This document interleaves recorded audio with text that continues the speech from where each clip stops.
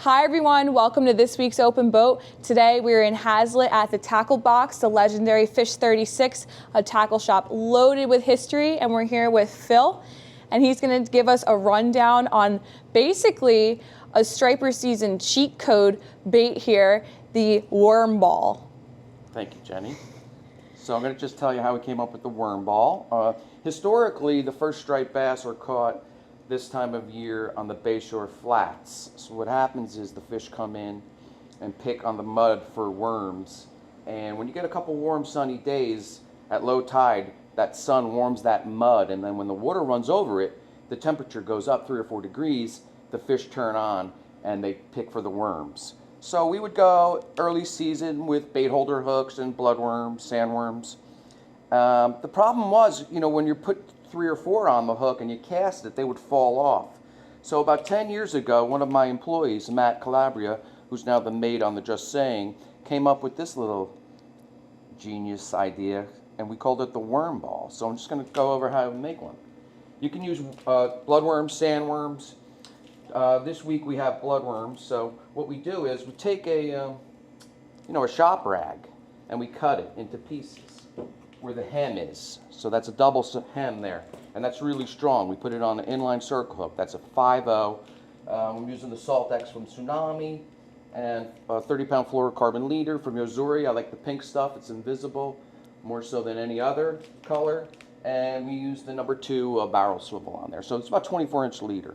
So we take the double hem and we put it on the hook. You can't get that off. So that's going to be our little rag where we're going to tie the worms on. This serves as 2 purposes. Holds the ball with the bait thread, and then we soak the rag with finesses clam oil.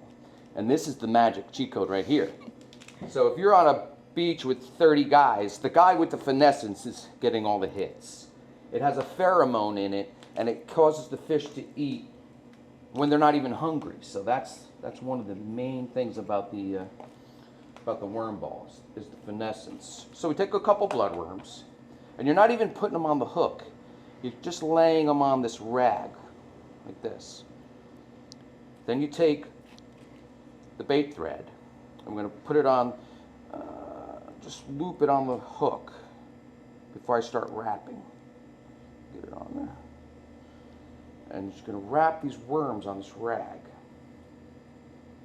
It's a little messy, but once you have one made, it's actually reusable. So we wrap the first couple on, like that. Then we can lay it down and put a couple more right on top of that. I'll show you in a second. This is like surgery, Jenny. So we're wrapping that up like that. Now you have this.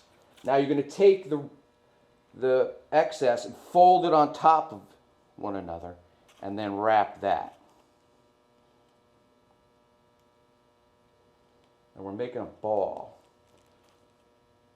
And you're just going to wrap it with the thread. It doesn't have to be neat. So that's pretty much your worm ball.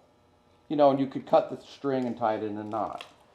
So it's going to end up looking like this. And then we take the finesses and we douse this rag and the string in it. And then you can keep it for days in a plastic bag. If you need more worms, you add it and wrap. A couple drops of this. You can freeze this if you're not using it.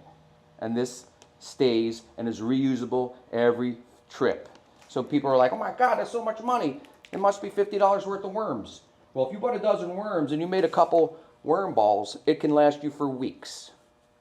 And that's pretty much the history of the Wormball right there. That is the most interesting bait I've ever seen for early season stripers. I mean, if you're a striper, how would you not want that? Right. It's irresistible. Irresistible, absolutely. Definitely remember your circle hooks, guys. And inline circle. So what happens is the fish come and eat this, but they get hooked up here and they don't even touch the Wormball. So you get it back almost every time. If you lose one, you can add it.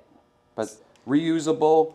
Keep them in Ziploc bags, and then just keep adding finesses clam oil or worms as needed. So if you wanted to be targeting early season stripers, definitely stop into the tackle box, come see Phil and get some bloodworms and tell him that you saw the open boat on Wormballs and he'll give you a good little shout out. And I think there have been some whispers already of some keeper stripers caught on the Wormball now. Yeah, a lot of fish are already on worms. And the guys using the Wormball have great success. So yeah, it's definitely the first thing you want to do until the water gets warm and they start chasing, you know, soft plastics and SPs and stuff. Early season striped bass, always hit the worms first. Definitely throw some Wormballs. Thank you guys, and we'll catch you on next week's Open Boat.